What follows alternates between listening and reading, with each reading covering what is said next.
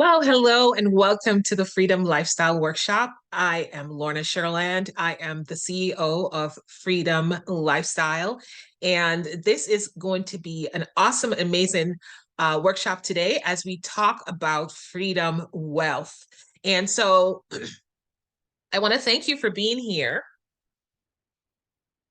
I want to thank you for being here, first of all. And I want to encourage you as everybody pops on. I want to encourage you to be present.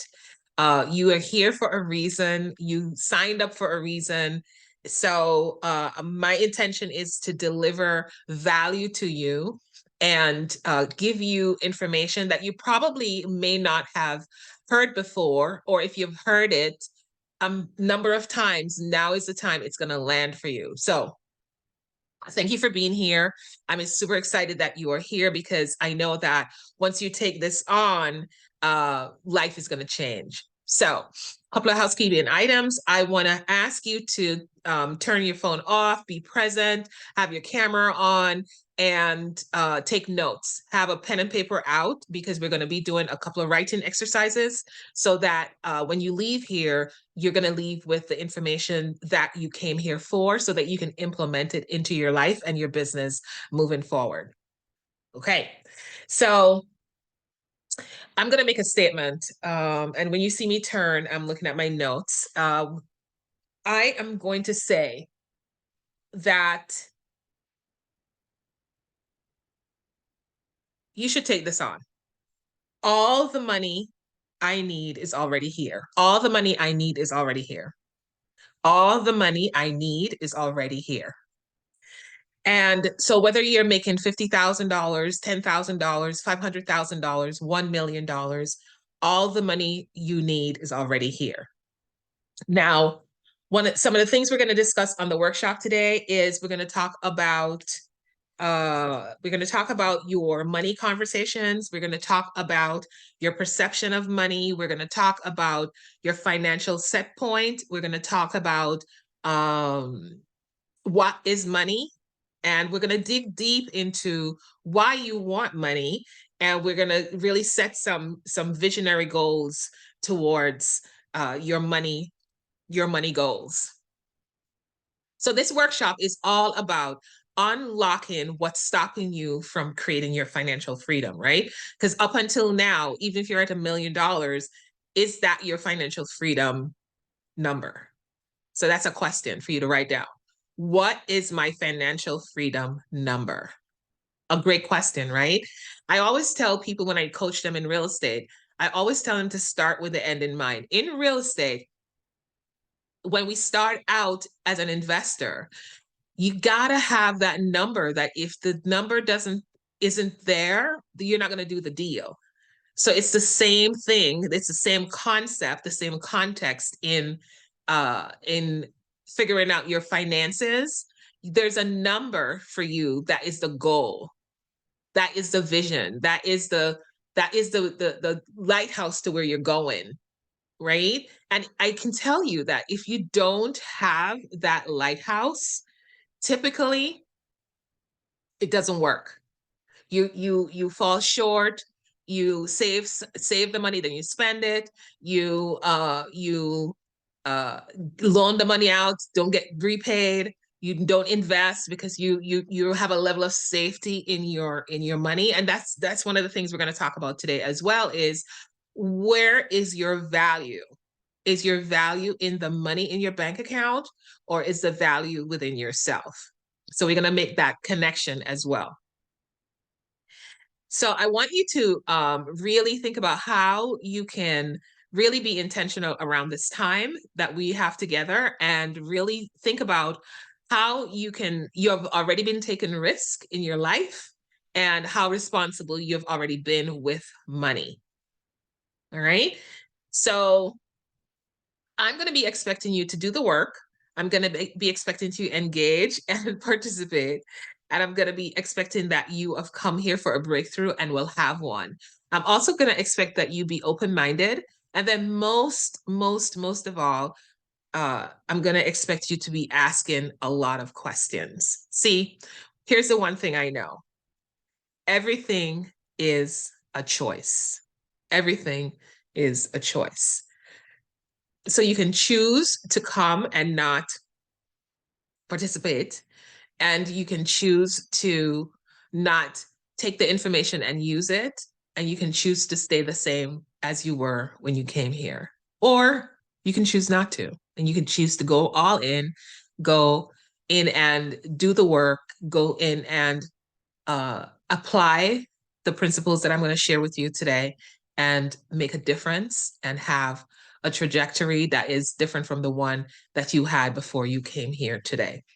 So I'm going to start off again by asking you to start with the end in mind. And so what does that look like? What does that look like? What does that look like for you starting with the end in mind? What is your vision for why you want financial freedom?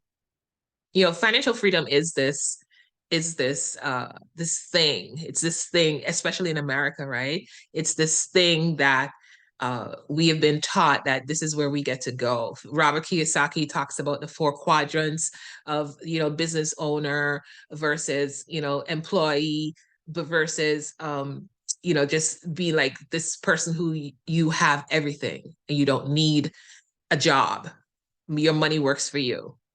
He talks about all the four quadrants in the cash flow quadrant game. And a lot of people ignore it. And there are principles in there that are applicable to financial freedom. But I want you to start with the end in mind and really think about, what is your vision? Why do you want the money? What difference is it going to make? And I'm inviting you to write these down. Why do you want the money? What difference is it going to make? And if you don't have it, what would life look like? What would life look like if you don't have it? So when you write those things down, then we're going to step into, what is your financial set point? What is your financial set point? What is your financial set point? So a financial set point is it's kind of like if you're familiar in leadership, John Maxwell talks about the law of the lid. It's kind of like that cap on which you never go beyond it. You never go beyond a lid. A lid, if you consider a bottle, let's say a jar of jam. When I was growing up, they used to call the cover of a jam bottle, they used to call it the lid. That's because after the lid, there's no jam. And the jam can't roll out if the lid is on top of it. So there's a really what's the word am I looking for? There's a cap. There's a limit to how far the jam can roll out of the jar, right? So what's your lid? What's your lid? I know for me, for a long time, my lid was $250,000. If you look at my financials, every single year I've been in the real estate business up until around, I think it was like 2017. No. Yeah, 2017. Up until 2017, my lid was $250,000. Couldn't get past it. There's something in the way. Could not get past it at all. Right? And so we get to look at what is in the way of getting past that lid. So when you get your lid, I want you to write it down. Write it down, because that's super important, because that's going to be now your new benchmark. That's going to be your new jump off point, right? Because now whatever we create today, anything you create gets to be above that lid, right? I was looking through my tax returns because I'm moving, and I saw where one of my tax returns, my recent tax returns, was like $500,000. It was 558,000. I'm like, yes, right? So I say this to say that, not bragging, but I'm saying this to say to you that you get to know your numbers. You get to know your numbers, just like a business in your life. Your life is a business, right? You get to know your numbers. So start with the end in mind, figure out what is your financial freedom number. Now, that financial freedom number can look something like this. What are your expenses? Car, phone, food, insurance, commuting, travel, leisure, entertainment. I said insurance already. Housing, right? All the things that you spend money on every single month. You got to write them all out. Write them all out. Okay. And then from there, you're going to have your monthly expenses. And then you're going to have your salary, right? Now, that salary that you have today is not going to be the salary you're going to have come, not even 5 years from now, 5, 10, 15 years from now, however you decide to live your life between now and when you decide that you no longer want to work like a job. And it could be that you're deciding you want to get into letting your money work for you. Well, what is that number? That's your financial set point. So whether you have a job or you have a business, it's the same thing. You still get to figure that number out, because even if you have a business that is giving you your income, you still get to know what all your expenses are. And this is the piece that a lot of people miss as well, right? They're not getting to financial freedom because they're not tracking the numbers. They're not tracking the numbers. So even if you have a business, you get to figure out, well, what are my expenses? So that you even know how much to pay yourself, right? And then from there, okay, how long am I going to be in the business instead of working on the business? There's a difference. We can talk about that as well if you have questions around that. We can talk about that as well. And how much money is that going to be required to have you be working on the business? That's where you get to go for your financial set point if you have a business. If you have a job, you already know your salary. You need to know your expenses. Now, when you have the difference, then you're going to say, okay, how much of this can I invest and what that investment looks like? So now then you're going to put that investment back in as an expense, because it's going to be an investment that's going to pay off later on, but you want it to be an expense so that you account for it in your income. And then now you decide, okay, now that I've had that, what are those expenses going to be the same expenses I'm going to have when I no longer work in a job or I no longer work in my business? If those numbers are going to be the same, well, now you got to really, it's going to be triple. You got to make triple the amount of money for you to be able to live a life that's in financial freedom, where all your expenses are covered. You have money set aside in the event that you get to spend additionally outside of your expenses. I do not like to call it an emergency fund, because that's the languaging on that just doesn't resonate with me. So 3 times that amount of money is going to be what you're going to need to be able to live financially free. So how do you get there? Big piece of it is the expense that I said to add back in, which is 10% of whatever you were earning. 10% of whatever you're earning. It gets to go back in as an expense, because that 10% is going to get compounded, and you'll see once you start doing it. And I have my friend Lisa Williams. We're always doing workshops together. I'm going to invite you to come onto that workshop and schedule a call with her so that you can create that plan to support that investment so that it works for you, gets compounded, so that we can create like like between you and I, we have a 5-year plan on mine.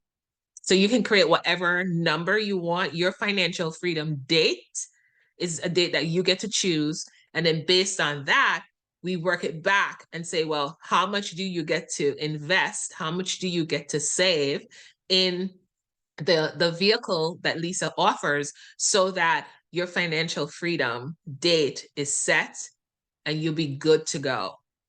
And think about what life would look like if you did all of this. I've just been talking for 15 minutes so far.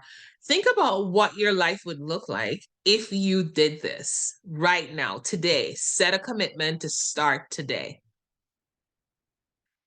what would your life look like? No more worry, no more fear, joy. You can go have fun, right? No matter what the economy is doing, by the way. And that's a whole nother conversation. No matter what the economy is doing, when you set yourself up for success, then all the things around you don't affect you. It affects you in a way, in a different way, let me say. The stress isn't there. Your health would be on point because you don't have the stress. Yes? So I'm going to invite you to take that on. And if any one of you would love to schedule a call with myself and Lisa, just let me know and I will get you that information. But I think it's a really good point to start so that, you know, you have the lifestyle that you want to live on the date or just around the date that you say that you want to. I know I'm looking forward to mine. I did a 5-year plan recently with Lisa. Okay. So let's step back a little bit. Let's step back a little bit and talk about what's been getting in the way of you creating this financial freedom that you say that you want, right?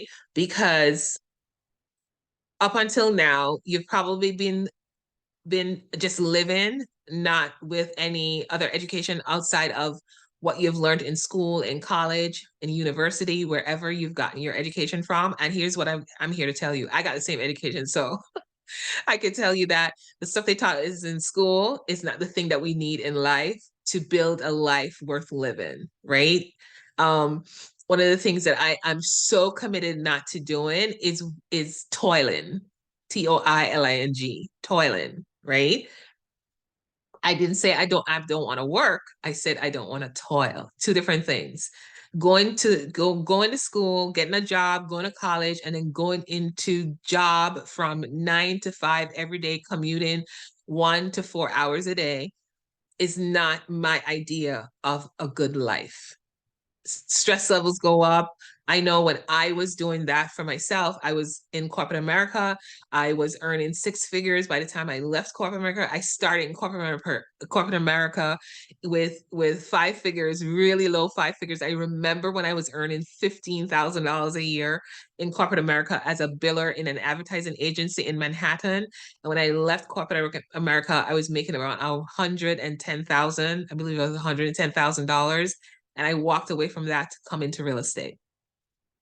And that was stressful.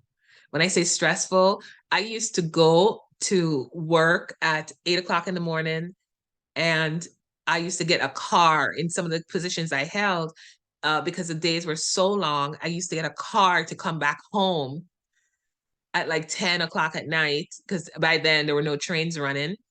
And then just in time to kiss my son goodnight, sometimes not because he was already sleeping, and then get up again the next day and do it all over again, go back on the train, 2 hours to Manhattan, work all day, get in the car, come back, do it again. For years, I did that. And I did not think that that was living, right? So I don't want that for you. I want something different for you. So that's why I'm so committed to coming back here all the time with you guys and sharing this information. So here's my question to you. What is your own perception of money? What is your perception of money? What were you told about money when you who taught you about money? Who taught you about money? My lessons about money weren't even taught. They were caught. They were caught. My mom didn't teach me about money. My dad didn't teach me about money. My grandfather didn't teach me about money. My grandmother didn't teach me about money. School didn't teach me about money. None of it. And honestly, to be honest with you, I did not really understand money until maybe around, I would say, okay, when did Eric and I come together? I was in that house, so I bought that house in 96. So I'm gonna say I'm gonna say maybe around 2002, maybe around 2000. No, I was already in real estate when I learned about money. And the reason why I got to understand money was because the first year I was in real estate, I made $250,000. I told you about that ceiling, right? Everybody has a money ceiling, so I'm going to invite you into figuring out what yours is. First year into business, I made $250,000, and my taxes were $75,000. 75,000. First year of the business, right? And then I got an accountant, and I don't know what he did, but I know he did something wrong with my taxes, because there's no way I should have been in that tax bracket to be paying, $75,000 on $250,000 first year in the real estate business, right? And so uh uh back then I didn't understand what was happening with money. So I actually hired a couple of years after that, I hired a money coach. And it wasn't like a money coach, big money coach. I just did I think it was a 4 or 6 week program with him. And what I wanted to know was how money worked. That's why I hired Eric. He's no longer with us. He passed away about 4 years ago, maybe 5 years ago. He was such a great person to be in relationship with. And he sat me down. We were in a 4 week program, 1 hour each week, and he taught me how money started in America. And by the way, they didn't teach me that in college. And I was a finance major. I have a degree in finance. Okay. And what he taught me about money was not taught in school. Some of it was, but not all of it. Like, he went all the way back to the barter system, to coins, to the gold standard. Robert Kiyosaki talks about the gold standard all the time. He talked about the gold standard, how money shifted, how inflation came into existence, how interest rate works, how banks lend your money, how banks lend your money at lower interest rates, right? So banks lend money to each other at lower interest rates than they charge you, which is the other reason why you get to talk to Lisa about this infinite banking, becoming your own bank system, that we do workshops on all the time. Come and learn.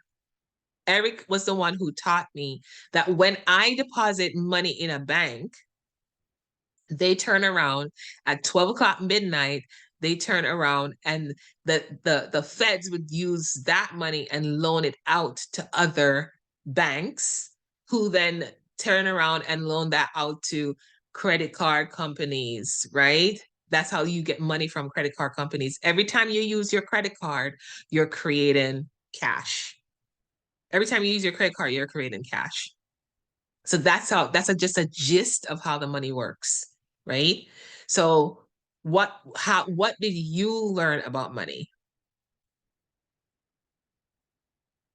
Like I said, my mom didn't teach me about money. The only thing I know, what I caught with money from my mom is that it's scarce. So she was always hiding it.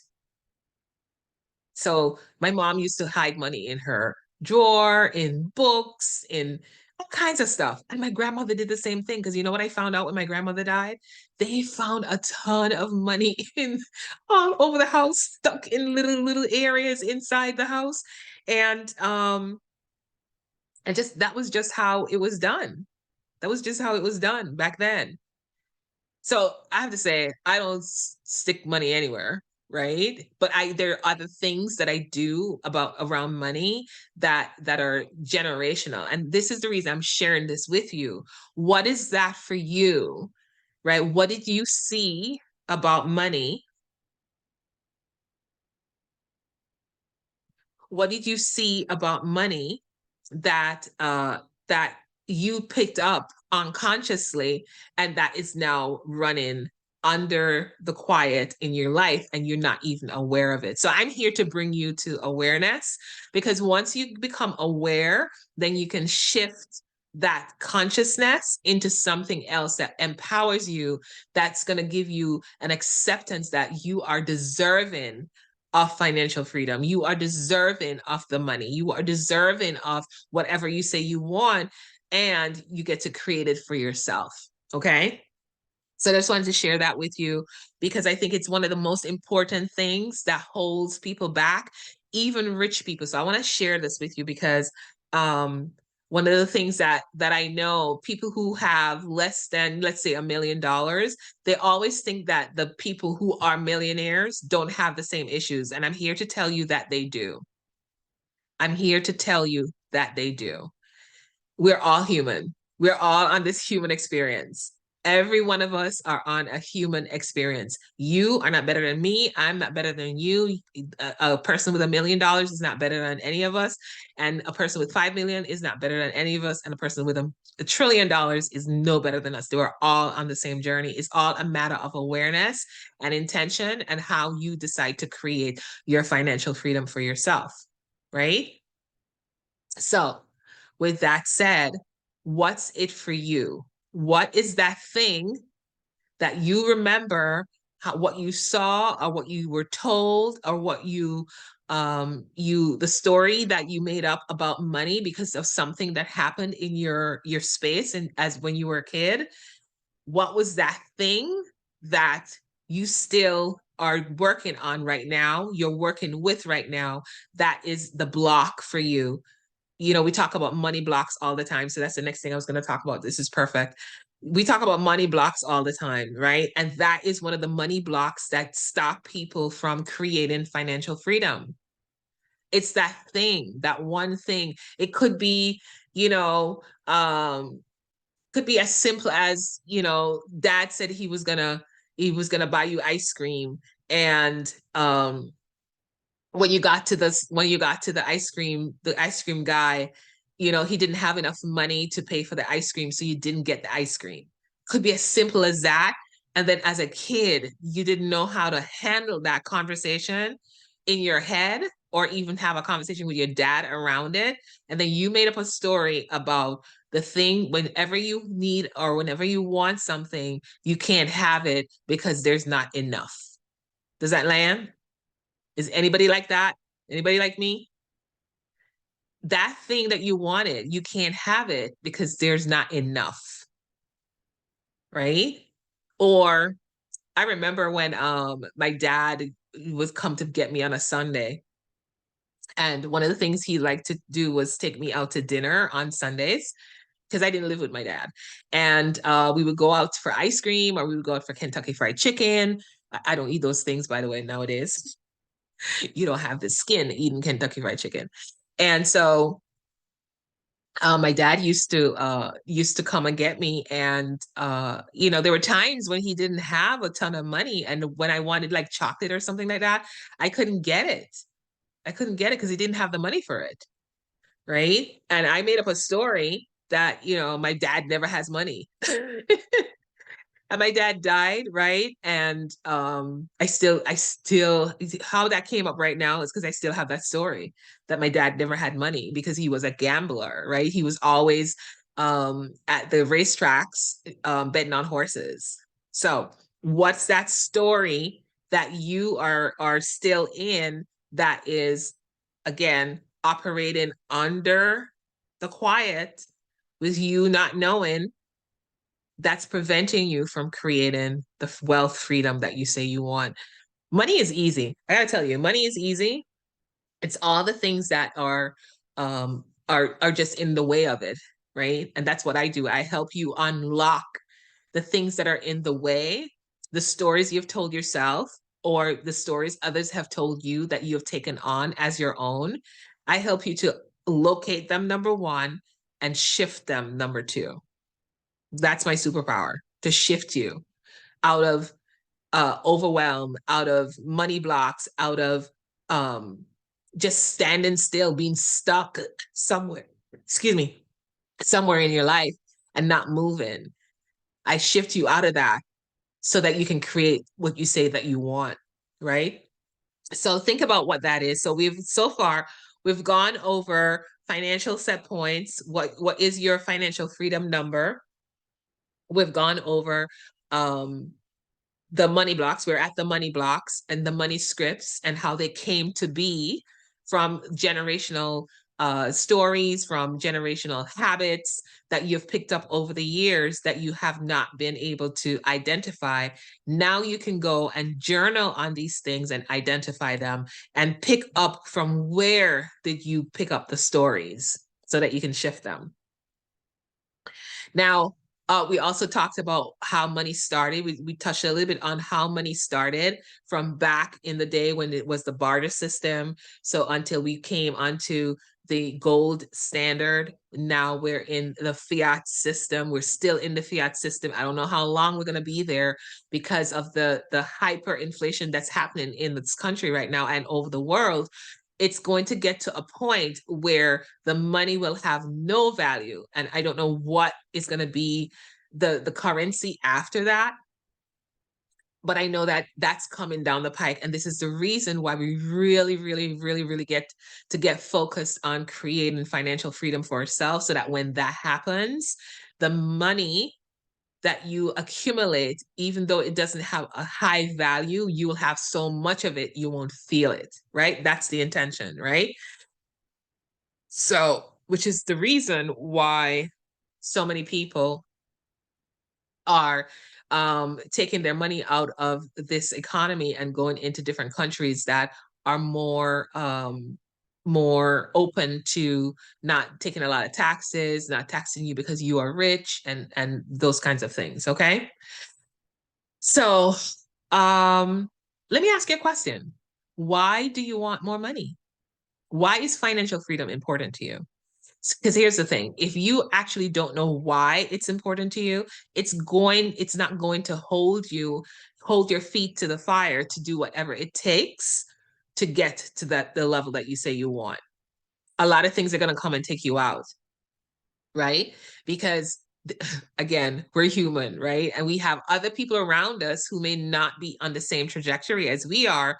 They'll give us conversations that don't align with what we say we want, but because we're not standing in our leadership, then we're not able to say, no, right? This is what I'm creating. You can create what you want to create. I'm creating this, right? But a lot of times we're not that strong in our leadership to stand our ground for ourselves and the vision that we say we want. So we actually succumb to the whims of other people. That's the other piece of coaching with me, right? Coaching you through your leadership. What will it take for you to stand your ground? Who do you get to be a stand for yourself so that you can move through those spaces and not lose the relationship unless the other person just decides that they don't want the relationship. But that's super important. And that's something that we don't talk about, right? So I wanted to just bring that to your attention. Why do you want the money? Why is financial freedom important to you? I know for me, financial freedom is important to me because I want to have the freedom to go where I want to go, have what I want to have, give what I want to give, right? Like give to my church. My church needs a speaker system. I want to be able to just write a check. I don't want to just be a contribution because I do that already. I want to write a check for the entire amount. And audio for churches, audio for any big building is expensive, right? So who do I get to be to create that so that I can be that blessing to my church, which will ultimately impact so many lives, not just the ones that come into the building, but those that are coming online, right? Because that's why we create the audio system so that they can hear the tonality, they can hear loud and clear the message that's given every time my pastor goes on stage. So that for me is why. So I'm inviting you to figure out, why do you want the money for financial freedom? Why? Because if you don't know why, you're never, I'm telling you, you're never going to do whatever it takes. You're never going to not drink the latte. You're never going to not buy the bag. You're never going to not buy the shoe. But you want to get to the point where you don't have to think about not doing those things, right? You just want to be able to get to the point where you can do it because you can, and it doesn't affect you in any way, right? Yay. Okay. So we're at item number 5. What are you willing to do to have something different? What are you willing to do to think differently about how you're creating your wealth? Because here's what I can tell you, because it hasn't worked for me. So I'm hoping that it has worked for you. There's no such thing as saving your way to wealth. There's no such thing as saving your way to wealth. It's not going to happen. I've never seen it happen. I study, and I'm still studying millionaires. And I've never seen any of them save their way to wealth. Doesn't happen. They have invested their way to wealth, but they haven't saved their way to wealth. So, what are you willing to give up? Not just do, but what are you willing to give up so that you can create it? It's a real question. It's a real question. Because it takes something, right? It's going to take something from you, because up until now, whatever you've created is a slow burning fuel, right? It's coming. Excuse me.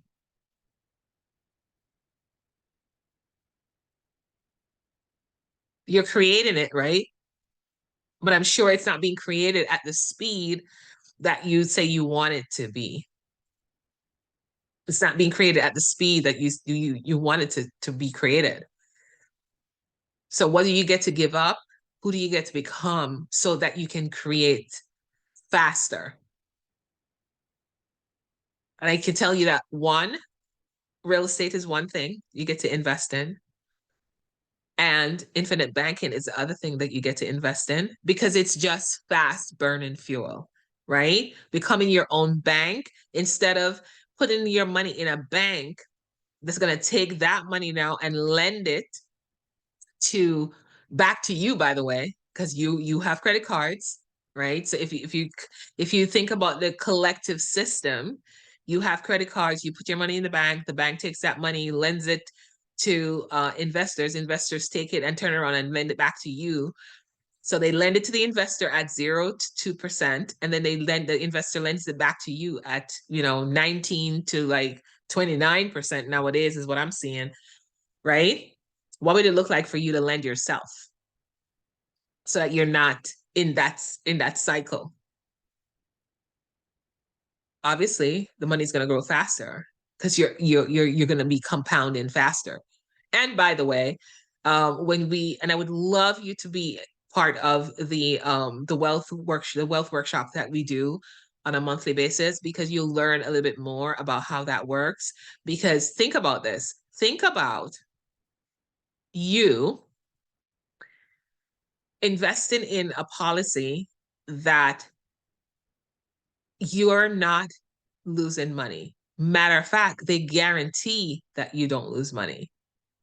So when the market is crashing, as it will, you are still going to have your money in the bank. This week we saw 3 banks so far. I haven't checked today. We saw 3 banks so far. Actually, four banks so far go under between last Friday and yesterday, right?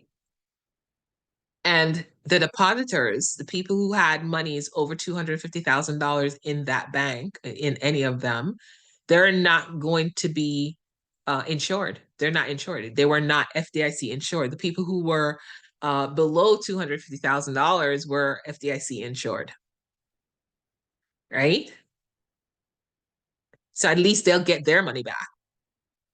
But when you start accumulating over $250,000, you really got to be mindful of where you're putting your money, because you don't want to lose all the time, especially if you're like me, you don't have all that time to gain it back, right? because it's always compounding, compounding, compounding, compounding, compounding. Okay. So we're at, what are you willing to give up? And that rolls right back into vision, right? Why do you want it in the first place? And what it's going to do and what's the impact it's going to have on your life, your lifestyle, your family, your health. We didn't talk about health yet. So what are you willing to give up? It could be a lifestyle. It could be a habit. You know, if you're a smoker, giving up cigarettes. If it's a Starbucks habit, giving that up, because that can add up. Whatever it is, I'm not judging. I'm just giving you examples of what's possible. Like when you really be intentional around creating financial freedom, it's easier than we think. It's just that we've been sold a bill of goods that it's only for certain people and it's not possible for others. You know, I'll tell you another story. I live in upstate New York, and I sold a house in a neighborhood just of, I think it was maybe, let's see, one, two, three, four, five, six, seven houses on the cul-de-sac. And my client, we were friends, and I go over there when she had a baby, when she had parties, da, da, da. And I always saw the next door neighbor. She always was home, always home, drove a nice car. She had a sports Mercedes Benz. And my client told me that she had already paid her house off. And I'm sitting there to myself and I'm going, well, how did she do that? Because she was really young, really super young. And I'm sitting there and I'm thinking, well, what is she doing to cause that for herself at such a young age? And she did not, by the way, inherit any money.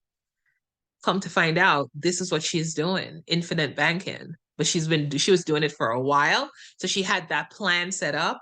So at age 40, she was already home, just trading or doing whatever she did, traveling. She always traveled because, now you can travel. That's the whole point of financial freedom, at least in my world, is for you to be able to just go, get up and go when you want to go, and go see the world, and don't worry about how the mortgage is going to be paid, how the car is going to be paid, or any of those kinds of bills, right? That's why when we started this conversation, we started with figuring out all those expenses and sticking the investment in the mix so that you have that already set aside, right? And this is just the basics. I'm giving you the basics of it, right? Because there are other strategies that you can add to this that's going to, again, compound it even faster. My whole intention for this workshop is to show you what's possible. It's to show you what's possible, because I don't think you've taken the time to really pen it on paper. Most of us, well, I don't do that, but back in the day when I was in corporate America, or even as an entrepreneur, I was always thinking about, the investment strategy that I use was to put it in an equity trust company, right? Or what you would call, if you have a corporate job, if you're an executive, you have your 401k, you have your shares, you have all of that. Well, if the market crashes, all of that is going to go away. So if you're not in real assets like in real estate, then that's a problem, right? Because at least if the market crashes, you still have the building, you still have the tangible asset that at some point is going to be worth more money if you have the guts to hold on to it, right? And ride it back up. Yes? So this is why the intention is so important for you to have, because all these things that I'm telling you, they will happen. It's not if, they will happen. And how do you handle it? How do you handle the emotions behind it? What do you do to handle it so that you can stay in the game to realize the return? It takes something. And if you're not used to going through that way, it can take you out. So that's why I'm here to support. I'm here to support anybody who is really ready to have the time and money freedom that they say they want, that's how you can work with me. I can help you to move through that so that when you get on the other side, when things like what's happening in the economy happen, you can stand your ground and say, that's not going to touch me. That's a one time you can say that. That's not going to touch me because I'm set, I'm secure. Right? And what would that look like for every area of your life to be like that? Not just your finances. Because how you do one thing is how you do everything. All right. So we're going to move on and we're going to talk about risk. We're going to talk about risk because it's perfect, right? We just talked about real estate. Well, real estate is a risky business. So, how do you invest in real estate so that you can minimize your risk? Minimize the risk to the point where if the market changes, then you are not left out in the cold like most people were in 2008. What happened in 2008 to investors, and it happened to me as a individual homeowner. What happened to 2008? I didn't lose my house, but it was scary. It was like close, right?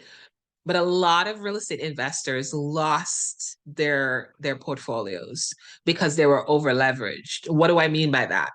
That means that whatever investments they made, they probably bought too high, right? So when the market crashed, the tenants were not able to pay them the rent to cover the mortgage on the properties, right? So because of that, then it was a whole loop, right? Because you own the property, tenants pay you the rent, you pay the mortgage, you realize a little bit of return on that, monthly payment, right? But now that goes away.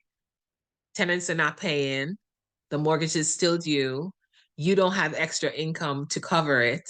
So then that causes the foreclosure on you.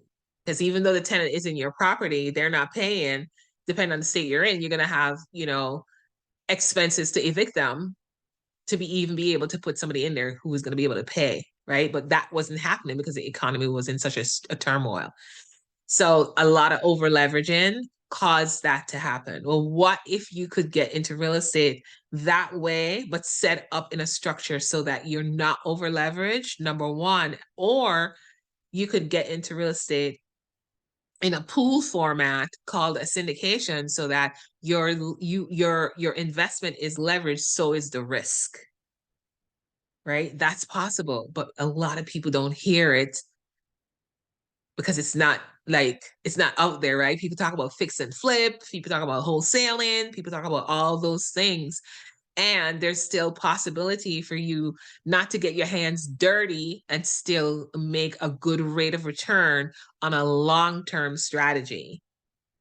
Similar to becoming your own bank, long-term strategy. And what would it look like if being your own bank, you could actually buy the real estate through that account? So now you even have another level of protection to protect you from the market when you buy through when you buy through the when you buy through your own bank. What would that look like? Beautiful, right? That's my strategy. So I'm inviting you into that strategy. Okay. Because I think that one of the things that real estate investors don't think of is how to minimize the risk, minimize and mitigate the risk, right? So wholesaling is not bad. It's just that, it's in different states. And nowadays, as I'm watching the markets, nowadays the government is trying to get into regulating wholesaling because right now wholesaling is not regulated.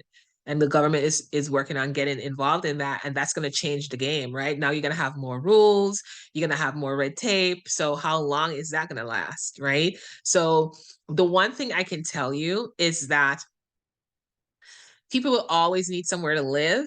So whether it's single family homes for the people who can manage the mortgages as the interest rates go higher and higher and higher, or people who do not want to get involved in a mortgage but would love a decent place to live, the opportunity is there for landlords to become landlords, but not in a way that is over leveraged, but in a way that is super super secure, because people are going to be able to pay the rents because they don't have a choice, so they're going to make it happen no matter what, right? So I think the opportunities are still there, even in this market. It is a risk. This is why we're talking about it. This is the risk section of this workshop, and with no risk, there's no reward, right? So, to be able to take that risk and make the investment and realize a return later on, it's super worth it, super worth it. And it comes all the way back to, what do you want and why do you want it, right? So we have a few more minutes. I want to make sure, I'm just looking at my notes, so I made sure I covered all the points I wanted to cover today. So here's a question. Here's a question for you. Here's a question for you. And if you're watching this on the replay, I want you to really dig into these questions. When it comes to money, what is keeping you up at night? What are the things that come to your mind when you are going to sleep? What are the things that come to your mind about money that's keeping you up? And when I say keeping you up, I don't mean that it's going to keep you from sleeping, but it wakes you up in the middle of the night. What is the thing or things that wake you up at night? I want to hear what those are for you. And during the day, what are the things that keep you in a constant state of worry? What are the things that keep you in a constant state of worry? And as we get closer to closing out this workshop, we're going to talk a little bit about health. And the reason why I'm bringing it up is because, from my experience, and I'm speaking to you from experience, when you worry, it actually affects your health. When you worry, it's a mindset. So it actually tells your body that something is off. And then your body actually finds something that's going to be off, because the worry is an energy, and I didn't touch on that, but money is an energy too, right? It's just an energy. The money is like the paper, but the energy behind it is the person, the way of being of the person. If the person feels valued, if the person feels worthy, if the person feels good about themselves, if the person feels confident, if the person feels, um, you know, I said worthy already, that attracts money to them because it's an energy, right? Just like when you go for a job interview, if you're low energy, they're not going to hire you. If you're high energy, they'll likely hire you. It's the same thing, right? So money loves the energetics of the being, the person. Okay. So with that said, if you're worried, you're in low vibration. There's so much I want to teach you on this, but this is just a one workshop. That's why you get to come work with me, so I can teach you all this stuff. Money is low vibration.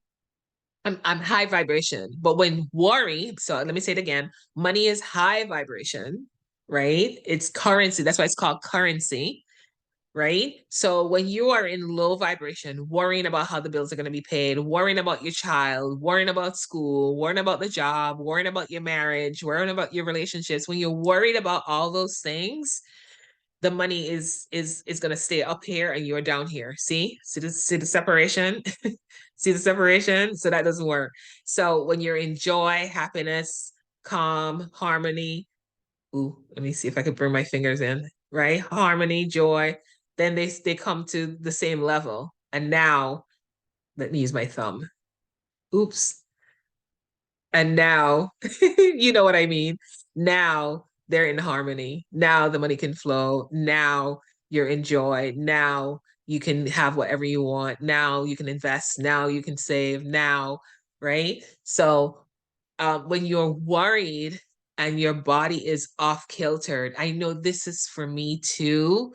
When I'm off kiltered, I can tell. I could tell it just doesn't flow the way it's supposed to flow, right? So that interrupts your sleep, that interrupts your relationship because now you're snapping. You're snapping and you don't even know why, but this is why I'm bringing it to your attention. You're snapping because under the quiet, you're worried about something. And that's going to prevent you from having the flow come to you. It's going to even prevent you from having the ideas to think about to support how you can create or attract new money into your space, or how to invest so that you can um, get more returns and compound it with the things I taught you earlier on in this workshop. Right? Makes sense? So yeah, I wanted to just share that with you because I am committed that everybody is financially free on this planet. And they can do it with real estate, and they can do it by becoming their own bank. And I coach on your mindset around going through the process from where you are to where you want to be. You want to be financially free, whether you are starting out, $100,000 or you are over 1 million. Let's double that. Let's take it to the next level. Let's go there. Because when you are financially free, you can do whatever you want to do and you can give more. I gotta tell you guys, the way that Oprah and all of them are winning at the top, I told you I'm studying this stuff, right? The way they're winning, the more they earn is the more they give. So because of that, the more comes back to them. That's the game. And if you're a Bible girl like me, it totally makes sense. Give and it shall be given back to you, pressed down, shaken up, and running over. So the more you earn is the more you can give, is the more that you can get back to give again. And that's a cycle. That's a cycle. That's the game. You want to play? Let's go. So here's my offer that I have for you today. Hop on a call with me. Hop on a call with me. Jump onto my website, schedule a call, Lorna@lornasherland.com, Lorna@lornasherland.com. I should have had that on the screen running, Lorna@lornasherland.com. Hop on a call with me. Let's talk. Let's just have a talk. Let's have a talk to see where you're at, see where you want to go, so that I can support you with the journey. Because here's the thing, we cannot do it alone. We should not do it alone. And we don't get to do it alone. So thank you for being here. Thank you for taking the time to watch on the replay. I hope this supports you. We're going to keep doing these workshops every Friday. So I hope you intend to schedule on your calendar to be here again. I can't say that they're all going to be the same. The context will be the same because it's all around shifting your money conversation so that we get and create a new conversation so we can create something different to compound and get you to financial freedom sooner than later. All right, my friends, thank you so much for being here, and I'll see you on the next one.